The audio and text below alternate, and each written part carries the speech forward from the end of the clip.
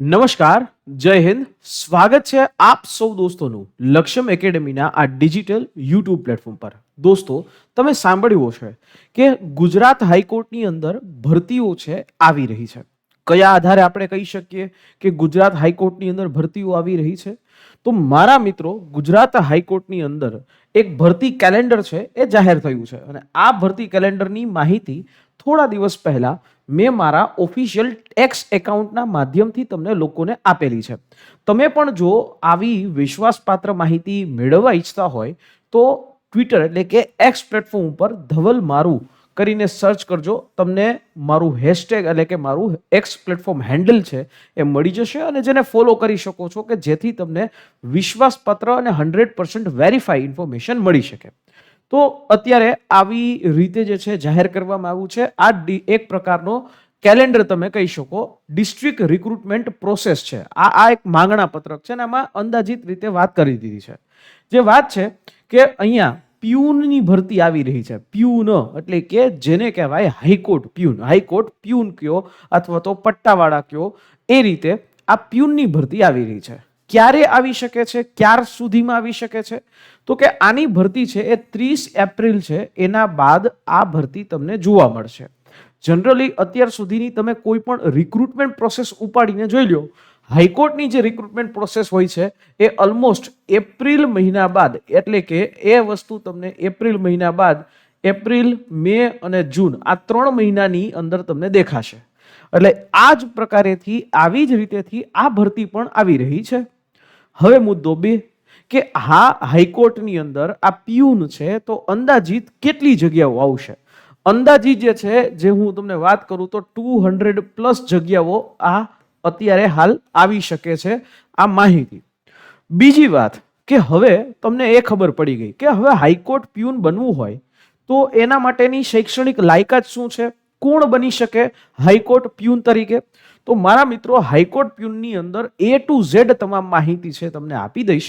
પણ હા, આ વિડીયો છે એને શરૂઆતથી લઈને અંત સુધી જોજો તો ચર્ચા કરી લઈએ કે ભાઈ હાઈકોર્ટ પ્યુન બનવું હોય તો શું હોય. સૌથી પહેલા તો એમાં હાઈકોર્ટની અંદર પ્યુનની કામગીરી શું હોય એ સમજી લ્યો. પછી એની એજ્યુકેશન ક્વોલિફિકેશન છે એના ઉપર ચર્ચા કરીએ. પહેલી વાત, કોર્ટ હોય બરાબર, દરેકે દરેક જિલ્લાની અંદર, તાલુકાની અંદર કોર્ટ હોય. હવે એ કોર્ટની અંદર તમારું કામ એ છે કે કોર્ટ રૂમમાંથી જે ડોક્યુમેન્ટ્સ તમને આપે છે, ફાઇલ આપે છે, એને તમારે રેકોર્ડ રૂમમાં જમા કરાવવાના થાય, રેકોર્ડ રૂમમાં રાખવાના થાય. સાથે સાથે ફાઇલ મેનેજમેન્ટ જે છે એક ઓફિસમાંથી બીજી ઓફિસમાં, એટલે કે એક ડિપાર્ટમેન્ટમાંથી બીજા ડિપાર્ટમેન્ટમાં કરવાનું થાય. ઓફિસની અંદર જજ સાહેબની જે ચેમ્બર હોય, કોર્ટ રૂમ હોય, એને સ્વચ્છતા જે છે જાળવવાની રહેશે અને અધિકારીઓને ચા પાણી ફાઇલિંગ જે છે કરવામાં તમારે સિમ્પલ મદદ કરવાની રહેશે. આવું આનું કામ છે. ગઈ વખતે 2014ની અંદર આ ભરતી છે જાહેર કરવામાં આવી હતી, પરંતુ એ સમયની વાત કે લગભગ 100 થી પણ વધારે લોકોએ ત્યારે રાજીનામા પણ આપેલા છે. એટલે એ બધી જગ્યાઓ ખાલી છે. વેઇટિંગ લિસ્ટ વાળો મુદ્દો કમ્પ્લીટ થઈ ગયો છે એટલે એ હવે ઓપરેટ નહીં થાય. અને આ 2026ની અંદર હું તમને ચોખ્ખું કહું કે આ 2026માં તમને આ ભરતી જોવા મળશે. ઓફિશિયલી વિધાનસભામાં પણ આની જગ્યાઓ મંજૂર કરાયેલી છે અને સ્ટાફ મંજૂર કરાયેલો છે. જગ્યાઓ ખાલી છે એના ઉપર પણ ચર્ચા, માહિતી છે એ આપવામાં આવી છે. તો હવે આ હાઈકોર્ટ પ્યુન બનીએ તો એનો પગાર શું હોય? જો આમાં વાત કરીએ આપણે. હાઈકોર્ટ પ્યુન છે એનો પગાર અંદાજિત 20,000 થી 25,000 દર મહિને. પણ સાહેબ, આમાં ખાલી આટલું જ નહીં, આમાં HRA એડ થાય, HRA ડી એટલે કે મોંઘવારી ભથ્થું, ટ્રાવેલિંગ અલાઉન્સ બધું એડ થાય. એટલે આ વસ્તુ જે છે એમાં પગાર તમારો જોશો તો દર મહિને 20,000 થી 25,000 રૂપિયા શરૂઆતથી. સૌથી મોટી વાત કે 5 વર્ષનું જે ફિક્સેશન વાળો મુદ્દો હોય ને એ અહીંયા લાગે જ નહીં. હાઈકોર્ટની કોઈ ભરતીઓમાં ફિક્સેશન વાળી નીતિ લાગતી નથી, જે તમામ ઉમેદવારો માટે સૌથી બેસ્ટ બાબત છે, સૌથી સારામાં સારી બાબત છે. ઓકે, તો હવે મુદ્દો આવ્યો કે સર અરજી કોણ કરી શકે, ક્યાંથી અરજી કરવાની આવશે? જો હાઈકોર્ટની તમામ માહિતીઓ છે, હાઈકોર્ટની અલગ અલગ ભરતીઓ વિષયની તમામ માહિતીઓ અમે આપને પહોંચાડતા રહીશું. અને એટલા માટે એક નાનકડું કામ તમારે કરવાનું છે. તમારે આ યુટ્યુબ ચેનલને સબસ્ક્રાઇબ કરી દેવાની છે. તમે આ યુટ્યુબ ચેનલને સબસ્ક્રાઇબ કરીને બેલ આઇકોન દબાવી દેવાનો છે, જેથી કરીને જ્યારે પણ આના વિષયની કોઈ અપડેટ આવશે તો એ અપડેટ અમે આપ સૌ સુધી ફટાફટ પહોંચાડી શકીએ. સાથે ટેલિગ્રામ ચેનલ છે એની લિંક એ નીચે ડિસ્ક્રિપ્શન બોક્સમાં આપી છે. એ લિંકને પણ તમે ક્લિક કરી અને જોઈન થઈ જજો. જ્યાં પણ તમને અપડેટ અહીંયા ચૂકી ગયા હોય તો ટેલિગ્રામના માધ્યમથી તમને મળી જાય. હવે મેઇન મુદ્દો ઉપર વાત કે અરજી કોણ કરી શકે. હાઈકોર્ટ પ્યુનની અંદર ખાલી ને ખાલી 10 પાસ હોય એટલે તમે હાઈકોર્ટ પ્યુન સરકારી નોકરી તમે મેળવી શકો. તમને ગુજરાતી ભાષા આવડતી હોય, તમને થોડી ઘણી જે છે કામ કરવાની અંદર ધગસ હોય, તમે આ ભરતીમાં અપ્લાય કરી શકો. એટલે અરજી તમે આ રીતે કરી શકો ખાલી 10 પાસ વાળા માટે. બરાબર. હવે પ્રશ્ન ઉભો થાય, સાહેબ અહીંયા કોઈ પરીક્ષા આવે? હા, પરીક્ષા આવશે. કઈ રીતે આવશે? સૌથી પહેલા ફોર્મ ભરાય. ફોર્મ ભર્યા બાદ એક જ પરીક્ષા આવે. બરાબર. એ પરીક્ષા MCQ વાળી પરીક્ષા આવે. પહેલા તમારું નોટિફિકેશન જાહેર થઈ અને હાઈકોર્ટ ઉજાસના પોર્ટલ ઉપર ફોર્મ ભરવાનું થાય. પછી જે છે તમારું આમાંથી પાસ થાવ એટલે એમાંથી ડોક્યુમેન્ટ વેરિફિકેશન થાય. ડોક્યુમેન્ટ વેરિફિકેશન પછી માર્કના આધારિત ફાઇનલ મેરિટ લિસ્ટ જાહેર થાય. આ રીતેની આખી આની પ્રોસેસ છે. હવે તો પાછો પ્રશ્ન કે સાહેબ હવે આમાં કોઈ ઇન્ટરવ્યુ હશે? નહીં, આમાં કોઈ ઇન્ટરવ્યુ ન હોય. ખાલી એક સિંગલ પરીક્ષા. સિંગલ પરીક્ષા, સીધું ડોક્યુમેન્ટ વેરિફિકેશન અને સીધી તમારી અપોઇન્ટમેન્ટ નિમણૂક પત્ર છે એ આપી દેવામાં આવે. અને આખી પસંદગી તમારી જે લેખિત પરીક્ષા છે એ લેખિત પરીક્ષાના આધારિત તમારું થાય. રેડી. તમારું આખું જે સિલેક્શન છે એ લેખિત ના જ આધારે એ થઈ શકે. તો આ વસ્તુ મહત્વની છે. હવે આ લેખિત પરીક્ષા કેટલા માર્કની હોય? તો કે લેખિત પરીક્ષા 100 માર્કની હોય. 1.5 કલાકનો સમય આપે, 0.33 એટલે નેગેટિવ માર્કિંગ હોય. આ લેખિત પરીક્ષાને પાસ કરવીને એ અત્યંત જરૂરી છે. અને આ લેખિત પરીક્ષાની અંદર આવા પ્રકારના વિષયો આવે જેમાં જીકે હોય, એમાં ગણિત હોય, સ્પોર્ટ્સ હોય, પછી એમાં ગુજરાતી હોય અને કરંટ અફેર્સ હોય. આવા બધા એના 100 માર્કના મહત્વના ટોપિક છે. આ ટોપિકને ક્યાંથી કેટલું વાંચવું એના માટે તમારે કોઈ એક્સપર્ટ વ્યક્તિઓના ગાઈડન્સની જરૂર પડે, માર્ગદર્શનની જરૂર પડે. આ પરીક્ષાને તમે ઇઝીલી રીતે પાસ કરી શકો છો જો તમે એવરીડે ખાલી 2 જ કલાક તમે મને આપો. કેટલી? 2 કલાક. દરરોજ તમે 2 કલાક આપો અને જ્યારે પણ નોટિફિકેશન આવે એની પહેલા તો તમે આ પરીક્ષા માટે સંપૂર્ણ રીતે તૈયાર હોય. સીધું તૈયારીમાં જ હોય. એટલે 2 કલાકની મહેનત છે એ એવરીડે 2 કલાકની મહેનત કરો તો ચોક્કસથી સરકારી નોકરી તમને મળી શકે અને આજીવન તમને પગારમાં બધી જગ્યાએ સુખ જે છે એ થઈ શકે. હવે એક પ્રશ્ન એવો આવે કે સાહેબ આમાં પાસિંગ માર્ક માટે કઈ હોય? હા, ચોક્કસથી હોય. કેટલા હોય? તો કે જનરલ કેટેગરીએ મિનિમમ 50 માર્ક તો લેવા જ પડે. એટલે કે 100 માર્ક છે એ 100 માર્કમાંથી 50 માર્ક તમારે જનરલ કેટેગરી વાળાએ લઈ આવવા પડે. અને એસસી, એસટી, SEBC, EWS આ લોકોએ 45 માર્ક છે એનો મિનિમમ ક્વોલિફાઈંગ ક્રાઇટેરિયા હોય તો જ થાય. એક મિનિમમ જે છે એ કરી અને સાથે હાઈ સ્કોર કરવો પડે તો તમારું નામ મેરિટ લિસ્ટમાં આવે અને ડીવી લિસ્ટની અંદર થઈ ફાઇનલ મેરિટમાં આવી જાય. બરાબર.